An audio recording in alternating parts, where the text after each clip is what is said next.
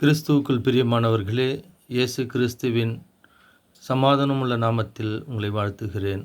இந்த நாளில் கூட நாம் தியானிக்க போகிற வசனம் மத்தேயு 7 அதிகாரம் 13 மற்றும் 14. இடுக்கமான வாசல் வழியாய் உட்பிரவேசியுங்கள். கேட்டுக்கு போகிற வாசல் விரிவும் வழி விசாலமுமாயிருக்கிறது. அதன் வழியாய் பிரவேசிப்பவர்கள் அநேகர். ஜீவனுக்கு போகிற வாசல் இடுக்கமும் வழி நெருக்கமுமாயிருக்கிறது. அதை கண்டுபிடிப்பவர்கள் சிலர். கிறிஸ்துவுக்குள் பிரியமானவர்களே, இன்னைக்கு கூட நம்ம சில பேர்கிட்ட பேசும்போது நல்லா இருக்கீங்களா அப்படின்னு கேட்டிங்கனாக்கா, அவங்க வாழ்க்கையில் இருக்கிற பல கஷ்டங்களையும் துன்பங்களையும் சொல்லுவாங்க. நல்லா இருக்கிறேன் அப்படின்னு சொல்ல மாட்டாங்க. கிறிஸ்துவுக்குள்ளாக நான் சந்தோஷமாக இருக்கிறேன் அப்படின்ற வார்த்தையை உச்சரிக்க மாட்டேங்கிறாங்க. ஆனால் கிறிஸ்து விரும்புகிறது என்னென்னா, கிறிஸ்துவுக்குள்ளாக நாம் சந்தோஷமாக இருக்க வேண்டும் என்பது. பிரியமானவர்களே, பவுல் சொல்கிறார், நான் நல்ல போராட்டத்தை போராடினேன், ஜீவனை பெற்றுக்கொண்டேன். வாழ்க்கையில் போராட்டம் இரண்டு வகையான போராட்டங்கள் இருக்குது. நல்ல போராட்டம், தவறான போராட்டம். நம்ம சில நேரத்தில் என்ன பண்ணுறோன்னா, தவறான போராட்டங்களை செய்து கொண்டு இருக்கிறோம். தவறான காரியங்களுக்காக, அதாவது தேவனுக்கு பிரியமில்லாத காரியத்திற்காக போராடி கொண்டு இருக்கிறோம். சிலர் நீதிக்காக போராடுவாங்க, நேர்மைக்காக போராடுவாங்க, தன்னுடைய உரிமைக்காக போராடுவாங்க, பிறருடைய உரிமைக்காக போராடுவாங்க, அது பலவீனம் உள்ளவர்களுடைய உரிமைக்காக கூட போராடுவாங்க. இதுதான் தேவன் விரும்புகிற நல்ல போராட்டங்கள். ஒருத்தர் ஒரு ஆஃபீஸில் வேலை செய்கிறாருன்னா, அந்த வேலை செய்கிற இடத்துல பலர் விசாலமான வழியில் செல்வாங்க. அதாவது உலக பிரகாரமாக எல்லாரும் லஞ்சம் வாங்குறாங்க, நானும் வாங்குகிறேன். எல்லோரும் தன்னுடைய கடமையை தட்டி கழிக்கிறாங்க, நானும் தட்டி கழிக்கிறேன். தன்னுடைய கடமையில் சரியாக நடந்துக்காமல் இருக்கிறாங்க. ஆனால் ஒரு சிலர் தன்னுடைய வாழ்க்கையில் உண்மையாக இருக்க விரும்புகிறாங்க, நேர்மையாக இருக்க விரும்புகிறாங்க, தன்னுடைய அலுவலக காரியத்தில் சரியாக இருக்க விரும்புகிறாங்க. ஆனால் இந்த நேர்மையாக இருக்கிறவங்களுக்கு இந்த தவறான வழியில் போகிறவங்க அதிகமான நெருக்கங்களை கொடுப்பாங்க, கஷ்டங்களை கொடுப்பாங்க, அவங்க பக்கம் இழுப்பாங்க.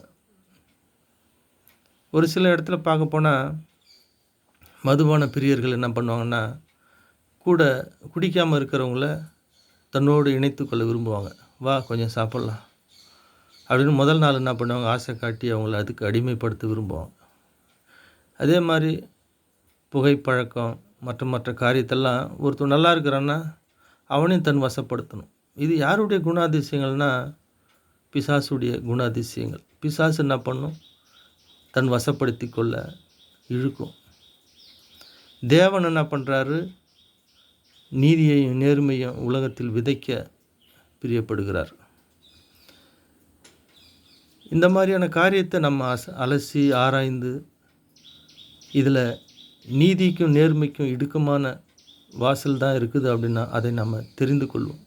இந்த உலகத்தில் அநேகர் விசாலமான வழியை தான் தெரிந்து கொள்கிறாங்க. வாழ்க்கையில் வேதனை வரக்கூடாது, கஷ்டம் வரக்கூடாது, போராட்டம் வரக்கூடாது, இதெல்லாம் தாங்கி கொள்ளக்கூடிய பலன் இல்லாதவர்களாக இருக்கிறாங்க இன்றைக்கி.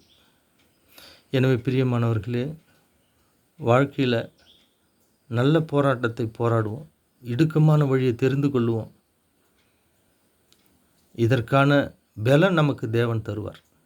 அதை ஏசப்பா சொல்கிறார் இல்லையா, கஷ்டப்பட்டு பாரம் சுமக்கிறவர்களே எல்லோரும் என்னிடத்தில் வாருங்கள், நான் உங்களுக்கு இளைப்பாறுதல் தருவேன்.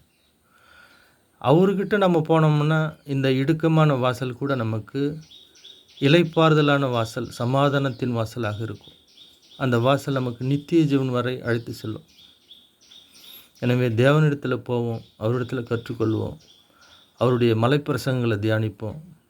நாம் நிச்சய தேவனை சுதந்திரக்கொள்வோம். இந்த நாள் நல்ல நாளாக இருக்கட்டும். ஜெபிப்போம். அன்பும் இரக்கமும் கிருபையும் இடுக்கமான வழியில் எங்களுக்கு சுகத்தையும் சமாதானத்தையும் தருக்கிற தேவனே, உம்மை நோக்கி கெஞ்சி மன்றாடுகிறோப்பா. எங்கள் வாழ்க்கையில் வருகிற போராட்டங்கள் கஷ்டங்களை எல்லாம் நாங்கள் பலனோடு சுமந்து செல்ல எங்களுக்கு பலன் இல்லை. தகப்பனே, உம்முடைய பரிசுத்த ஆவியினுடைய வல்லமையை எங்களுக்கு கொடுத்து உம்முடைய ஆவியின் கனிகளை நாங்கள் மற்றவர்களுக்கு கொடுக்கவும், இடுக்கமான வாசலை தெரிந்து கொண்டு அதில் பிரவேசிக்கவும் எங்களுக்கு பலன் தாரும். எங்கள் உற்றார்கள், உறவினர்கள், சகோதரிகளோடு சமாதானத்தோடு இருக்கவும், அவர்களோடு அன்பாக பழகவும், உம்முடைய சுவிசேஷத்தை எங்கள் வாழ்க்கையில் நாங்கள் வாழ்ந்து காட்டவும், போதிக்கவும் எங்களுக்கு கிருபை செய்யுங்கப்பா. தகப்பனை, தொடர்ந்து உம்முடைய வழியில் ஓடவும் எங்களுக்கு கிருபை செய்யுங்க. இயேசுவின் நாமத்தில் ஜெபம் கேளும் நல்ல பிதாவே. ஆமீன், ஆமீன். இந்த நாள் இனிய நாளாக அமைய இயேசுவின் நாமத்தில் வாழ்த்துகிறேன். ஆமீன். God bless you.